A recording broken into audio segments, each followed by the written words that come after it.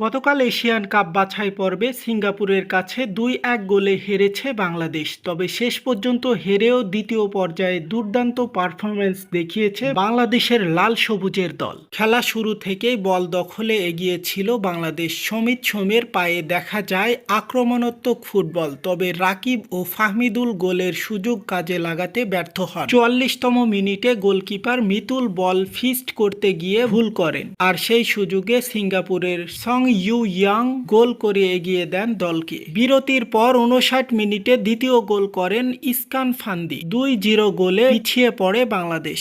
৬৭ মিনিটে হামজা চৌধুরী দুর্দান্ত পাস থেকে দারুণ এক গোল করেন রাকিব হোসেন। এর পরপরই একাধিক আক্রমণ চালায় বাংলাদেশ দল। ম্যাচের শেষ মুহূর্তে শাহরিয়ার ইমনের হেড গোল লাইনে রক্ষা করেন সিঙ্গাপুরের গোলরক্ষক। তবে শেষ পর্যন্ত আর সমতায় ফেরা হয়নি বাংলাদেশের। যদিও ফলাফল হতাশাজনক, তবে খেলার পারফরম্যান্স ছিল দুর্দান্ত, ছিল প্রত্যাবর্তনের ইঙ্গিত। আপনারা দেখছেন এইচএ গ্লোবাল নিউজ, সাথে আছে আমি হুসাইন আহমেদ। সকল আপডেট পেতে আমাদের সাথেই থাকুন। সকলকে অনেক অনেক ধন্যবাদ।